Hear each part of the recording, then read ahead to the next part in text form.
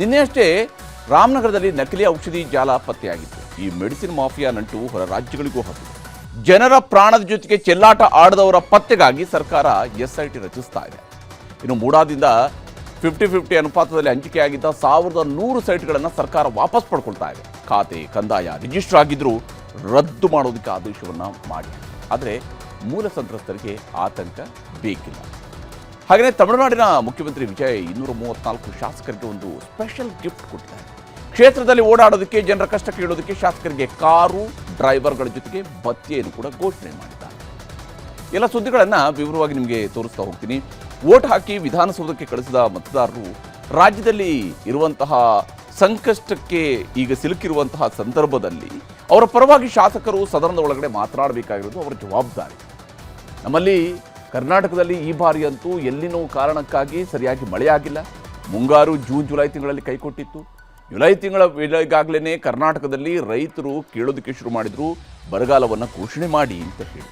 ಆದರೆ ಈ ವಿಚಾರ ಇವೆಲ್ಲ ರಾಜಕೀಯದ ವಿಚಾರಗಳಿಗಿಂತ ಬಹಳ ಮುಖ್ಯವಾಗಿ ಸದನದಲ್ಲಿ ಚರ್ಚೆ ಆಗಬೇಕಾಗಿತ್ತು. ನಮ್ಮ ನಾಡಿನ ರೈತರ ವಿಚಾರ, ರೈತರ ಸಂಕಷ್ಟ, ರೈತರ ಬೆಳೆಗಳಿಗೆ ಸಿಗಬೇಕಾಗಿರುವ ಪರಿಹಾರ, ಎಕರೆಗೆ ಘೋಷಣೆ ಆಗಬೇಕಾಗಿರುವ ಪರಿಹಾರ, ಇವೆಲ್ಲವನ್ನೂ ಕೂಡ ಹಿಡಿದು ರಾಜ್ಯ ಸರ್ಕಾರದ ಮೂಲಕವಾಗಿ ಪರಿಹಾರವನ್ನು ಕೊಡಿಸೋ ಕೆಲಸವನ್ನು ಪ್ರತಿಪಕ್ಷ ಮಾಡಿಸುತ್ತೆ ಅಂತೇಳಿ ಜನ ನಿರೀಕ್ಷೆ ಮಾಡಿಕೊಂಡಿದ್ರು. ಆ ನಿರೀಕ್ಷೆ ಇದ್ದೇ ಇತ್ತು. ಆದರೆ ಸದನದಲ್ಲಿ ನಡೀತಾ ಇರುವಂಥದ್ದು ರಾಜಕೀಯದ ಉದ್ದೇಶದೊಂದಿಗೆ ನಡೀತಿರುವ ರಾಜೀನಾಮೆ. ನಾಗೇಂದ್ರ ಅವರು ರಾಜೀನಾಮೆ ಕೊಡಬೇಕು ಅಂತೇಳಿ ಬಿಜೆಪಿಯವರು, ಕೊಡೋದಿಲ್ಲ ಅಂತೇಳಿ ಕಾಂಗ್ರೆಸ್ನವರು. ಹೀಗಾಗಿ ಇಡೀ ಕಲಾಪ ಇದೇ ಗಲಾಟೆಗೆ ಬಲಿಯಾಗ್ತಾ ಇದೆ.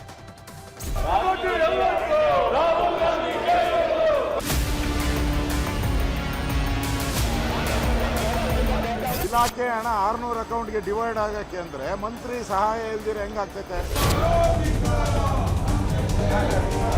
ವಿಧಾನಸಭೆ ಹಾಗೂ ವಿಧಾನ ಪರಿಷತ್ಗಳಲ್ಲಿ ಯೋಜನೆ ಮತ್ತು ಸಾಂಖ್ಯಿಕ ಸಚಿವ ಬಿ ನಾಗೇಂದ್ರ ರಾಜೀನಾಮೆಗೆ ಬಿಜೆಪಿ ಸದಸ್ಯರು ಬಿಗಿಪಟ್ಟು ಹಿಡಿದಿದ್ದಾರೆ. ಸದನದ ಒಳಗೂ ಹೊರಗೂ ಹೋರಾಟ ಮಾಡುತ್ತಲೇ ಇದ್ದಾರೆ.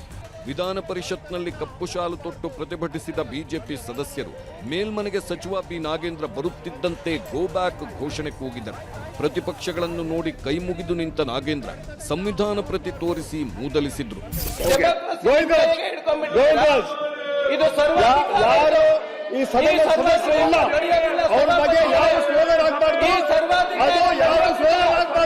ಪರಮೇಶ್ವರ್ ಉತ್ತರವನ್ನು ಒಪ್ಪದ ಬಿಜೆಪಿ ಸದಸ್ಯರು ಪ್ರತಿಭಟನೆ ಮಾಡಿ ಘೋಷಣೆ ಕೂಗಿದ್ರು.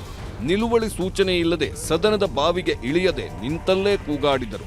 ನಿಯಮಾವಳಿ ಪ್ರಕಾರವೇ ಚರ್ಚೆಗಳು, ಪ್ರತಿಭಟನೆಗಳು ಆಗಲಿ ಎಂಬ ಸವಾಲು ಹಾಕಿದ್ರು ಪ್ರಿಯಾಂಕ್ ಖರ್ಗೆ.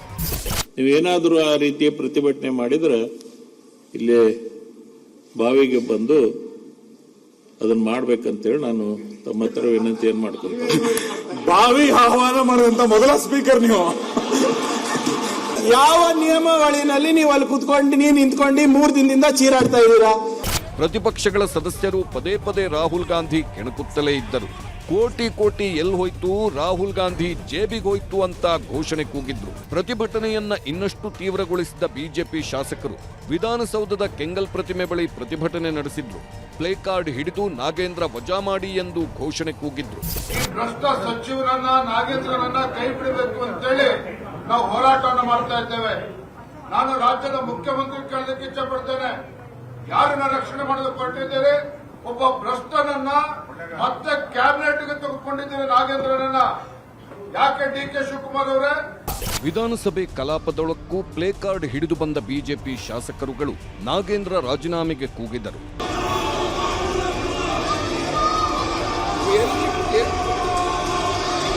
ಮತ್ತೊಂದು ಕಡೆ ಪರಿಷತ್ನಲ್ಲಿ ನಾಗೇಂದ್ರ ವಿಚಾರವಾಗಿ ಸರ್ಕಾರ ಉತ್ತರ ಕೊಡಲು ಸಿದ್ಧವಿದೆ ಎಂದು ಸಭಾಪತಿ ಹೇಳಿದ ಮೇಲೂ ಪ್ರತಿಭಟನೆ ನಡೆಯಿತು. ಸರ್ಕಾರದ ಉತ್ತರ ಸುಳ್ಳೆಂದು ಘೋಷಣೆ ಕೂಗಿದ್ರು. ತಿರುಗೇಟು ಕೊಟ್ಟ ಕಾಂಗ್ರೆಸ್ನ ಐವಾನ್ ಡಿಸೋಜಾ ರಾಮನ ಹುಂಡಿಯ ಹಣ ಎಲ್ಲಿ ಹೋಯ್ತು ಎಂದು ಪ್ರಶ್ನಿಸಿದ್ರು. ನಾವು ರೆಡಿ ಇದ್ದೇವೆ ಮಾತಾಡಲಿಕ್ಕೆ, ನಮಗೂ ಮಾತಾಡಬೇಕು, ನಿಮ್ಗೆ ಮಾತ್ರ ಅಲ್ಲ. ನಾವು ಕೇಳ್ತಾ ಇದ್ದೇವೆ, ನೀವು ರಾಮನ ಹುಂಡಿ ದುಡ್ಡು ಹೋಯ್ತಲ್ಲ, ತಿಂಡಿ ಹೋಯ್ತು, ಕಲೆಕ್ಟ್ ಮಾಡಿದಿರಲ್ಲ, ಆಯ್ತಲ್ಲ. ಇನ್ನು ಗಲಾಟೆ ಗದ್ದಲದ ಮಧ್ಯೆ ಸರ್ಕಾರದ ಪರವಾಗಿ ಉಪಮುಖ್ಯಮಂತ್ರಿ ಡಾಕ್ಟರ್ ಜಿ ಪರಮೇಶ್ವರ್ ವಾಲ್ಮೀಕಿ ಹಗರಣದ ತನಿಖೆಯ ಬಗ್ಗೆ ಸದನದಲ್ಲಿ ಉತ್ತರವನ್ನು ಕೊಟ್ಟರು.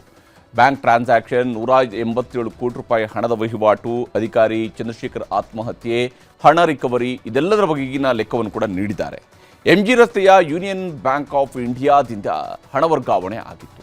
187.33 ಕೋಟಿ ರೂಪಾಯಿ ಹಣದಲ್ಲಿ 89.63 ಕೋಟಿ ವಿವಿಧ 18 ಖಾತೆಗಳಿಗೆ ವರ್ಗಾವಣೆ ಆಗೋಗಿತ್ತು. RBL ಬ್ಯಾಂಕ್ ಹೈದರಾಬಾದ್ನಿಂದ 5 ಕೋಟಿ ರೂಪಾಯಿ ನಿಗಮದ ಖಾತೆಗೆ ವಾಪಸ್ ಆಗಿದೆ. SITಯಿಂದ 16.83 ಕೋಟಿ ರೂಪಾಯಿ ನಗದು, ಚಿನ್ನಾಭರಣ, ವಾಹನಗಳು ಜಪ್ತಿಯಾಗಿದ್ದಾವೆ. Lamborghini, Benz, Creta, Innova Hycross ಕಾರುಗಳನ್ನು ವಶಪಡಿಸಿಕೊಳ್ಳಲಾಗಿದೆ. ಬ್ಯಾಂಕ್ ಅಧಿಕಾರಿಗಳ ವಿರುದ್ಧ FIR ಅನ್ನು ದಾಖಲಿಸಿಕೊಳ್ಳಲಾಗಿದ್ದು, PMLA ಕಾಯ್ದೆಯ ಅಡಿಯಲ್ಲಿ ಇಡಿ ಕೂಡ ತನಿಖೆ ನಡೆಸ್ತಾ ಇದೆ. ಚಾರ್ಜ್ ಶೀಟ್ನಲ್ಲಿ ಬಿ ನಾಗೇಂದ್ರ ಆರೋಪಿಯಾಗಿ ಇಡಿ ಹೆಸರಿಸಿರಲಿಲ್ಲ. ಇಡಿ ಮತ್ತು CBI ಚಾರ್ಜ್ ಶೀಟ್ಗಳಲ್ಲೂ ಕೂಡ ನಾಗೇಂದ್ರ ಅವರ ಹೆಸರನ್ನ ಸೇರಿಸಿಲ್ಲ. SIT ಈ ಪ್ರಕರಣದಲ್ಲಿ ನಾಗೇಂದ್ರಗೆ ನಿರೀಕ್ಷಣಾ ಜಾಮೀನು ಸಿಕ್ಕಿದೆ. ಇನ್ನು 84.63 ಕೋಟಿ ರೂಪಾಯಿ ಹಣ ಅಕ್ರಮವಾಗಿ ವರ್ಗಾವಣೆ ಆಗಿರುವಂಥದ್ರಲ್ಲಿ ನಾಗೇಂದ್ರ ಅವರ ಪಾತ್ರ ಸಾಬೀತಾಗಿಲ್ಲ ಅಂತ ಹೇಳಿ ಸರ್ಕಾರದ ಪರವಾಗಿ ಡಾಕ್ಟರ್ ಜಿ ಪರಮೇಶ್ವರ್ ಅವರು ಉತ್ತರವನ್ನು ಕೊಟ್ಟಿದ್ದಾರೆ. ಬಿಜೆಪಿಯವರು ನಾಗೇಂದ್ರ ರಾಜೀನಾಮೆಯನ್ನು ಕೇಳ್ತಾ ಇದ್ದಾರೆ. ಆದರೆ ನಾಗೇಂದ್ರ ರಾಜೀನಾಮೆ ಪಡೆಯೋದಿಲ್ಲ ಅಂತ ಮುಖ್ಯಮಂತ್ರಿ ಶಿವಕುಮಾರ್ ಅವರು ಕೂಡ ಹೇಳಿದ್ದಾರೆ. ನಿನ್ನೆ ಕಾಂಗ್ರೆಸ್ ಶಾಸಕಾಂಗ ಪಕ್ಷದ ಸಭೆಯಲ್ಲೂ ಕೂಡ ನಾಗೇಂದ್ರ ಅವರ ಬೆನ್ನಿಗೆ ನಿಲ್ಲುವುದಾಗಿ ಬಹಿರಂಗವಾಗಿ ಹೇಳಿಕೆಯನ್ನು ನೀಡಿದರು. ಅವ್ರಿಗೆ ನಾವು ಹೇಳಿದ್ದೀವಿ, ನಿನ್ನೆನೂ ಹೇಳ್ದು, ನೀವು ಒಂದು ನೋಟಿಸ್ ಕೊಡಿ, ನಾಗೇಂದ್ರನ್ ಯಾಕೆ ತೆಗಿಬೇಕು, ನೀವು ಕನ್ವಿನ್ಸ್ ಮಾಡಿ ನಮಗೆ, ನಾವು ಉತ್ತರ ಕೊಡ್ತೀವಿ ನಾಗೇಂದ್ರ ಯಾಕೆ ಬಂದ ಅಂತೇಳಿ. ಒಬ್ಬ ST ಸಮುದಾಯದ ಒಬ್ಬ ಮಂತ್ರಿಗೆ ಯಾವ ಆಧಾರನೂ ಇಲ್ಲ, ಅವನ್ನ ಇವತ್ತು ತೆಗಿಬೇಕು ಅಂತ ಹೊರಟಿದ್ದಾರೆ. ನಿಮ್ಮ ಅಮಿತ್ ಶಾ ಮತ್ತು ಹಲವಾರು ಅವರ ಮೇಲೆ ಏನು ದ್ವೇಷ ಭಾಷಣದ ವಿರುದ್ಧ ಕ್ರಿಮಿನಲ್ ಕೇಸ್ಗಳಿದೆ. ವಾಲ್ಮೀಕಿ ಬರೆದಂತ ರಾಮನ ಹೆಸರಿನಲ್ಲೇ ಲೂಟಿ ಮಾಡ್ತಕ್ಕಂಥ ಹುಂಡಿ ಕಳ್ಳರಿಗೆ ಯಾವುದೇ ನೈತಿಕ ಹಕ್ಕಿಲ್ಲ ಯಾರಾದ್ರೂ ಭ್ರಷ್ಟಾಚಾರದ ಬಗ್ಗೆ ಮಾತಾಡಲಿಕ್ಕೆ. ಅದಲ್ಲದೆ ಕೇವಲ ರಾಜಕಾರಣಕ್ಕೋಸ್ಕರ ಒಬ್ಬ ST ಸಮುದಾಯದವನ್ನ ಅವ್ರನ್ನ ಇದು ಟಾರ್ಗೆಟ್ ಮಾಡಿ ಅವ್ರನ್ನ ಅಪಮಾನ ಮಾಡ್ತಕ್ಕಂಥದ್ದು ಸರಿಯಲ್ಲ. ಹೀಗೆ ಯಾವಾಗ ಪಕ್ಷದ ಅಧ್ಯಕ್ಷರು ಮತ್ತು ಮುಖ್ಯಮಂತ್ರಿಯವರು ST ಸಮುದಾಯದವರು ಅನ್ನೋ ಕಾರಣಕ್ಕಾಗಿ ಟಾರ್ಗೆಟ್ ಮಾಡ್ತಾ ಇದ್ದಾರೆ ಅನ್ನುವಂಥದ್ದನ್ನು ಹೇಳಿದ್ರು, ನಾಗೇಂದ್ರ ಕೂಡ ಜಾತಿ ವಿಚಾರವನ್ನು ಮುನ್ನೆಲೆಗೆ ತಂದೆ ರಕ್ಷಣೆಯನ್ನು ಪಡ್ಕೊಳ್ಳುವ ಪ್ರಯತ್ನವನ್ನು ಮಾಡಿದ್ದಾರೆ. ಇವತ್ತು ಸಚಿವ ನಾಗೇಂದ್ರ ಮಾಧ್ಯಮಗಳ ಮುಂದೆ ಮಾತಾಡಿದ್ರು. ನಾನು ತಪ್ಪೇ ಮಾಡಿಲ್ಲ, ರಾಜೀನಾಮೆ ನಾನು ಕೊಡೋದಿಲ್ಲ, ಈ ಮಾತನ್ನು ಹೇಳಿದ್ದಾರೆ. ಅಷ್ಟೇ ಅಲ್ಲದೆ ನಾನೊಬ್ಬ ದಲಿತ ನಾಯಕ ಅನ್ನುವ ಟ್ರಂಪ್ ಕಾರ್ಡ್ ಅನ್ನು ಕೂಡ ಪ್ರಯೋಗಿಸಿದರು. ಬಿಜೆಪಿಯವರ ಆರೋಪಕ್ಕೆಲ್ಲ ತಿರುಗೇಟು ಕೊಡುವಂತಹ ಕೆಲಸವನ್ನ ನಾಗೇಂದ್ರ ಮಾಡಿದರು. ಅವ್ರ ಸಂಬಂಧಿಗಳ ಅಕೌಂಟ್ಗೆ ಹೋಗಿದೆ, ಆ ಸಂಬಂಧಿನೂ ಒಪ್ಕೊಂಡಿದ್ದಾರೆ, ನಾಗೇಂದ್ರನೇ ಕೊಟ್ಟಿರೋದು ಅಂತ CBI ಚಾರ್ಜ್ ಶೀಟಲ್ಲಿ ಅವರೇ ಒಪ್ಕೊಂಡಿದ್ದಾರೆ.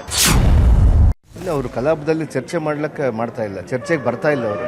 ಯಾಕಂದ್ರೆ ಅವ್ರಿಗೆ ಗೊತ್ತು ಇದರಲ್ಲಿ ಒಂದು ಸುಳ್ಳನ್ನು ತೆಗೆದುಕೊಂಡು ಹೋಗ್ತಾ ಇದ್ದಾರೆ. ಅವ್ರು ನಾನೇನಾದ್ರೂ ಚರ್ಚೆಗೆ ಬಂದ್ಬಿಟ್ರೆ ಅವ್ರಿಗೆ ಗೊತ್ತಿದೆ ಚರ್ಚೆ ಆದರೆ ಇದರಲ್ಲಿ ಸುಳ್ಳನ್ನು ಇಟ್ಕೊಂಡು ನಾವು ಹೋಗ್ತಾ ಇದೀವಿ ಅಂತ ಹೇಳಿ. ಅವ್ರು ರಾಜೀನಾಮೆ ನಾನು ಕೇಳ್ತಿರೋದ್ರಿಂದ ನನ್ನ ರಾಜೀನಾಮೆ ನಾನು ಯಾಕೆ ಕೊಡಬಾರ್ದು ಅನ್ನುವಂಥ ವಿಚಾರವನ್ನು ಅವ್ರಿಗೆ ಹೇಳಲಿಕ್ಕೆ ನಾನು ಭಾಳ ಬಯಸ್ತಾ ಇದ್ದೀನಿ. ಬಟ್ ಬರ್ತಾ ಇಲ್ಲ ಅವರು. 3 ಚಾರ್ಜ್ ಶೀಟ್ ಇದೆ, 3ರಲ್ಲೂ ಇವರೇ ಅಪರಾಧಿ. ಇಡಿ ಚಾರ್ಜ್ ಶೀಟ್ ಹಾಕಿದೆ, ಅದರಲ್ಲೂ ಇವರೇ ಅಪರಾಧಿ. ಆ ಅಧಿಕಾರಿ ಡೈರೆಕ್ಷನ್ ಕೊಟ್ಟವ್ರು ಯಾರು? ಈಗೆಲ್ಲ ಅಧಿಕಾರಿಗಳೆಲ್ಲ ಬಾಯ್ ಬಿಟ್ಟಿದ್ದಾರಲ್ಲ, ನಮಗೆ ದುಡ್ಡು ಎಲ್ಲಿಂದ ಎಲ್ಲಿ ಕಳಿಸ್ದೆ ಎಲ್ಲ ಡೀಟೇಲ್ ಬಂದಿದೆಯಲ್ಲ. ಈಗ ಇವರೇನೋ SIT ರಚನೆ ಮಾಡಿಬಿಟ್ಟು ಕ್ಲೀನ್ ಚಿಟ್ ತಗೊಂಬಿಟ್ರೆ ಉಳಿದಂತ 4 ಸಂಸ್ಥೆಗಳು ಕೊಡಬೇಕಲ್ಲ ಕ್ಲೀನ್ ಚಿಟ್. ದೇಶದ ಎಷ್ಟು ಜನದ ಮೇಲೆ ಬೇಲ್ ಪಡ್ಕೊಂಡು ಇವತ್ತು ಬಂದಿದ್ದಾರೆ ಹೇಳಿ? ಕೇಂದ್ರ ಮಂತ್ರಿಗಳ ಮೇಲೆ ಎಷ್ಟು ಜನದ ಮೇಲೆ ಇದೆ? ಇವತ್ತು ಇದೇ ಪಶ್ಚಿಮ ಬಂಗಾಳದ ಮುಖ್ಯಮಂತ್ರಿ ಅವ್ರ ಮೇಲೆ 29 ಕೇಸ್ ಇದೆ, ಅವ್ರನ್ನ ಇಳಿಸ್ರಿ ಫಸ್ಟ್. ಅದೇ ಅಸ್ಸಾಂ ಮುಖ್ಯಮಂತ್ರಿ ಆದಂಥ ಹೇಮಂತ ಬಿಸ್ವಾಸ್ ಅವ್ರ ಮೇಲೆ ಇದೆ, ಅವ್ರನ್ನ ಇಳಿಸ್ರಿ. ಅದಾದ್ಮೇಲೆ ನಾಗೇಂದ್ರ ರಾಜೀನಾಮೆ ಪಡೀರಿ. ಅವ್ರಿಗೆ ನೈತಿಕತೆ ಹಕ್ಕೇ ಇಲ್ಲ ನನ್ನ ರಾಜೀನಾಮೆ ಕೇಳಲಿ. ಹೀಗೆ ನಾಗೇಂದ್ರ ಅವರು ತಮ್ಮನ್ನು ತಾವು ಡಿಫೆಂಡ್ ಮಾಡ್ಕೊಂಡಿದ್ದಾರೆ. ಮತ್ತೊಂದು ಕಡೆ ದಲಿತರ ದುಡ್ಡನ್ನು ಹೊಡೆದು ಈಗ ದಲಿತ ಅಂತ ಹೇಳಿ ಬಿಂಬಿಸ್ಕೊಳ್ತಿದ್ದಾರೆ ಅನ್ನುವಂಥದ್ದು ಬಳ್ಳಾರಿಯ ಬಿಜೆಪಿ ನಾಯಕರಾದ ಶ್ರೀರಾಮುಲು ಜನಾರ್ದನ್ ರೆಡ್ಡಿ ಅವರ ಟೀಕೆ. ಅದಕ್ಕೂ ಕೂಡ ಸಚಿವ ನಾಗೇಂದ್ರ, CM ರಾಜಕೀಯ ಕಾರ್ಯದರ್ಶಿ ಪೊನ್ನಣ್ಣ ಅವರು ತಿರುಗೇಟನ್ನು ಕೊಟ್ಟಿದ್ದಾರೆ. ಇದು ಭ್ರಷ್ಟ ನಾಗೇಂದ್ರ ಅವರು 187 ಕೋಟಿ ರೂಪಾಯಿ ನಮ್ಮ ಭವಿಷ್ಯದ ಮಕ್ಕಳನ್ನ ಇವತ್ತು ಅವ್ರ ಭವಿಷ್ಯವನ್ನು ಕಸ್ಕೊಂಡಂತ ಕೆಲಸ ಮಾಡಿದಾನ. ನಮ್ಮ ಬುಡಕಟ್ಟು ಸಮುದಾಯಗಳನ್ನ ಅವ್ರ ಭವಿಷ್ಯವನ್ನು ಕಸ್ಕೊಂಡಂತ ಕೆಲಸ ಮಾಡಿದಾರ. ನಮ್ಮ ಬುಡಕಟ್ಟು ಸಮುದಾಯಗಳು ಹಿಂದುಳಿದಂತ ಮಕ್ಕಳ ಭವಿಷ್ಯ ಜೊತೆಲಿ ಹೆಣ್ಮಕ್ಳ ಭವಿಷ್ಯವನ್ನು ಕೂಡ ಕಸ್ಕೊಂಡಂತ ಕೆಲಸ ಮಾಡಿದಾನ. ನಮ್ಮ ಮೇಲೆ ಇರುವಂತವ್ರು ವೈಯಕ್ತಿಕ ಕೇಸ್ ಅಂತ ಹೇಳ್ತಾರೆ. ತಮ್ಮ ಮೇಲೂ ಕೂಡ ಇದೆ ಸ್ವಾಮಿ. 26 ಎಕರೆಯನ್ನ ತಾವು ನಮ್ಮ ಸರ್ಕಾರಿ ಜಾಗನ ಗುಳು ಮಾಡಿರೋದು ಕೂಡ ಗೊತ್ತಿದೆ. ಅದನ್ನ ಯಾವ ರೀತಿ ಮಾಡಿಸಿರಿ ಅಂತ ಹೇಳಿ ಅದನ್ನ ತನಿಖೆ ಮಾಡಿಸ್ತೀವಿ. ಲೋಕಾಯುಕ್ತದವರೇ ಸುಮೋಟು ಕೇಸ್ ಹಾಕಿ ಮಾಡಿದ್ದಾರೆ ತಮ್ಮ ಮೇಲೆ. ಕರಪ್ಷನ್ಗೆ ಜಾತಿನ ಕಟ್ಟೋದು ಬಹಳ ತಪ್ಪು. ಫಸ್ಟು ಜಾತಿನ ದುರುಪಯೋಗ ಮಾಡಿಕೊಳ್ಳುವಂಥದ್ದನ್ನು ಅವರು ಬಿಡಬೇಕು. ಇವತ್ತು ಜನಾರ್ದನ್ ರೆಡ್ಡಿ ಅವರಿಗೆ ದಲಿತ ಮಂತ್ರಿ ಆಗಿದ್ದಕ್ಕೆ ಹೊಟ್ಟೆ ಕಿಚ್ಚು, ಅಥವಾ BJP ಪಕ್ಷದವರಿಗೆ ದಲಿತ ಮಂತ್ರಿ ಆಗಿರೋದಕ್ಕೆ ಹೊಟ್ಟೆ ಕಿಚ್ಚು ಅನ್ನೋದನ್ನು ಫಸ್ಟು ಅವ್ರು ಬಿಡಬೇಕು. ಹಣ ದುರ್ಬಳಕೆ ಆಗಿದೆ ಅಂತ ಹೇಳುವಂಥ ಆರೋಪಿಯಿಂದ ಹಣ ಸಿಕ್ಕಿದೆ. ಆ ಆರೋಪಿಗೂ ನಾಗೇಂದ್ರ ಅವ್ರಿಗೂ ಏನೂ ಕನೆಕ್ಷನ್ ಇಲ್ಲ. ಹಿಂಗೆ ಅವ್ರನ್ನ ಆರೋಪಿ ಮಾಡ್ತೀರಿ? It's a moot question, it's logic ಅಷ್ಟೇ, ಕಾಮನ್ ಸೆನ್ಸ್ ಇದು. ಹೆಂಗೆ ಮಾಡ್ತೀರಿ? ಹಣ ದುರ್ಬಳಕೆ ಆಗಿದೆ ನಿಮ್ಮ ಆಫೀಸ್ನಲ್ಲಿ, ನನ್ನ ಹತ್ರ ನಿಮ್ಮ ಹತ್ರ ದುಡ್ಡು ಸಿಗಬೇಕು, ನಾನು ಆರೋಪಿ ಆಗ್ತೀನಿ. ಸಿಗದೆ ಇರೋನ್ನ ಹಿಡ್ಕೊಂಡು ಹೋಗಿ ಆರೋಪಿಂದ ರಾಜಕೀಯವಾಗಿ ಹೇಳಿದ್ರೆ ಇವ್ರ ಕೇಂದ್ರ ಸಂಸ್ಥೆಗಳನ್ನೆಲ್ಲ ದುರ್ಬಳಕೆ. ನಾಗೇಂದ್ರ ರಾಜೀನಾಮೆಗೆ ಒತ್ತಾಯಿಸಿ ರಾಜ್ಯಾದ್ಯಂತ ಪ್ರತಿಭಟನೆಗಳು, ಅಹೋರಾತ್ರಿ ಧರಣಿಗಳನ್ನು ಬಿಜೆಪಿ ನಾಯಕರುಗಳು ನಡೆಸ್ತಾ ಇದ್ದಾರೆ. ಬಿಜೆಪಿ ಕಾರ್ಯಕರ್ತರು ಹೋರಾಟ ನಡೆಸ್ತಾ ಇದ್ದಾರೆ. ಬೆಳಗಾವಿ ಜಿಲ್ಲಾಧಿಕಾರಿ ಕಚೇರಿ ಮುಂಭಾಗದಲ್ಲಿ ಧರಣಿಯನ್ನು ಮಾಡಲಾಗ್ತಾ ಇದೆ. ಮೈಸೂರಿನಲ್ಲಿ ನಾಗೇಂದ್ರ ರಾಜೀನಾಮೆಗೆ ಒತ್ತಾಯಿಸಿ ಬಿಜೆಪಿ ಕಾರ್ಯಕರ್ತರು ಅಹೋರಾತ್ರಿ ಧರಣಿಯನ್ನು ನಡೆಸಿದ್ದಾರೆ. ಹಾವೇರಿ, ಧಾರವಾಡ, ವಿಜಯಪುರ, ಉತ್ತರ ಕನ್ನಡ ಸೇರಿದಂತೆ ರಾಜ್ಯದ ಬಹುತೇಕ ಎಲ್ಲ ಜಿಲ್ಲೆಗಳಲ್ಲೂ ಕೂಡ ನಾಗೇಂದ್ರ ರಾಜೀನಾಮೆಗೆ ಆಗ್ರಹಿಸಿ ಕಳೆದ 2 ದಿವಸಗಳಿಂದ ಬಿಜೆಪಿಯ ಕಾರ್ಯಕರ್ತರು ದೊಡ್ಡ ಮಟ್ಟದ ಪ್ರತಿಭಟನೆಗಳನ್ನು ನಡೆಸ್ತಾ ಇದ್ದಾರೆ. ಇನ್ನು ವಿಧಾನಸಭೆಯಲ್ಲಿ ನಾಗೇಂದ್ರ ವಿಷಯ ಬಿಟ್ಟರೆ ಇವತ್ತು ಚರ್ಚೆ ಆಗಿದ್ದು 3 ವಿಚಾರಗಳು. ಒಂದು, ಮಾಜಿ ಸಚಿವ ನಾಗೇಶ್ ಅವರಿಗೆ ಸಂತಾಪ ಸೂಚನೆ. 2ನೇಯದ್ದು PM ಕೇರ್ಸ್ ನಿಧಿ. 3ನೇಯದ್ದು ಮಸೂದೆಗಳ ಮಂಡನೆ. ಇದಕ್ಕಿಂತ ದೊಡ್ಡ ಚರ್ಚೆಯನ್ನು ಹುಟ್ಟುಹಾಕಿದ್ದು ಅಂದರೆ ಪ್ರತಿಪಕ್ಷದವರನ್ನ ಸ್ಪೀಕರ್ ಅವರೇ ಸದನದ ಬಾವಿಗಿಳಿದು ಪ್ರತಿಭಟನೆ ಮಾಡಲು ಆಹ್ವಾನಿಸಿದ್ದು. ಕೂಗಾಡ್ಲಿಕ್ಕೆ ಅವಕಾಶ ಇಲ್ಲ. ಬಾವಿಗೆ ಬಂದು ಅದನ್ನ ಮಾಡ್ಬೇಕಾದ್ರೆ ಇಲ್ಲಿ ತನಕ ಬಾವಿಗೆ ಆಹ್ವಾನ ಕೊಟ್ಟಂತ ಯಾವ ಸ್ಪೀಕರ್ ಇಲ್ಲ. ಅನಾರೋಗ್ಯದಿಂದ ನಿಧನರಾದ ಮಾಜಿ ಶಿಕ್ಷಣ ಸಚಿವ BC ನಾಗೇಶ್ಗೆ ಇವತ್ತು ಅಧಿವೇಶನದಲ್ಲಿ ಸಂತಾಪ ಸೂಚಿಸಿದ್ರು. ಕಾಂಗ್ರೆಸ್, JDS, BJP ಅವರು ಒಟ್ಟಾಗಿ ನಾಗೇಶ್ ಶಿಕ್ಷಣ ಸಚಿವರಾಗಿ ಮಾಡಿದ ಕೆಲಸಗಳನ್ನು ಶ್ಲಾಘಿಸಿದ್ರು. ಇದಾದ ಮೇಲೆ BJP ಅವರು ಪ್ರತಿಭಟನೆಗೆ ಸಜ್ಜಾದ್ರು. ಆಗ ವಿಧಾನಸಭೆ ಸ್ಪೀಕರ್ GS ಪಾಟೀಲ್ ಸದನದ ಕುರ್ಚಿಯಲ್ಲಿ ಕೂತು ಪ್ರತಿಭಟನೆ ಮಾಡಬೇಡಿ, ಸದನದ ಬಾವಿಗೆ ಬನ್ನಿ ಅಂತ ಕರೆದ್ರು. ನಿಮಗೆ ಮಾತಾಡಲಿಕ್ಕೆ, ಒಟ್ಟಾಗಿ ಕೂಗಾಡ್ಲಿಕ್ಕೆ ಅವಕಾಶ ಇಲ್ಲ. ನೀವೇನಾದರೂ ಆ ರೀತಿಯ ಪ್ರತಿಭಟನೆ ಮಾಡಿದ್ರೆ ಇಲ್ಲೇ ಬಾವಿಗೆ ಬಂದು ಅದನ್ನ ಮಾಡ್ಬೇಕಂತೇಳಿ ನಾನು ತಮ್ಮ ಹತ್ರ ವಿನಂತಿಯನ್ನು ಮಾಡ್ಕೊಳ್ತೇನೆ. ಬಾವಿ ಆಹ್ವಾನ ಮಾಡುವಂತ ಮೊದಲ ಸ್ಪೀಕರ್ ನೀವು. ಬರ್ರಿ, ಅದು ಬರ್ರಿ. ಇಲ್ಲಿ ತನಕ ಬಾವಿಗೆ ಆಹ್ವಾನ ಕೊಟ್ಟಂತ ಯಾವ ಸ್ಪೀಕರ್ ಇಲ್ಲ. ಅಲ್ಲಿ ನಡ್ಸಕ್ ಬರಂಗಿಲ್ಲ ನಮಗೆ ಇಲ್ಲ, ಅಲ್ಲಿ ನಡ್ಸಕ್ ಬರಂಗಿಲ್ಲ. BJP ಅವರು ಸ್ಪೀಕರ್ ಅವರ ಕಾಲೆಳೆಯೋಕೆ ಶುರು ಮಾಡುತ್ತಿದ್ದಂತೆ ಗೃಹ ಸಚಿವ ಪ್ರಿಯಾಂಕ್ ಖರ್ಗೆ ರೊಚ್ಚಿಗೆದ್ರು. ಆಗ BJP ಅವರು ರಾಹುಲ್ ಗಾಂಧಿ ಹೆಸರು ತೆಗೆದ್ರು. ಆಗ ಸಿಟ್ಟಿಗೆದ್ದ ಪ್ರಿಯಾಂಕ್ ಖರ್ಗೆ PM ಕೇರ್ಸ್ ನಿಧಿಯಲ್ಲಿ ಎಷ್ಟು ಸಾವಿರ ಕೋಟಿ ಹಣ ಇದೆ, ಪ್ರಧಾನಿ ಮೋದಿ ಈ ಹಣವನ್ನ ಯಾಕೆ ಖರ್ಚು ಮಾಡುತ್ತಿಲ್ಲ, ರಾಮನ ಹುಂಡಿ ಹಣ ತಿಂದಿದ್ಯಾರು ಅಂತ ವಿಷಯಾಂತರ ಮಾಡಿದ್ರು.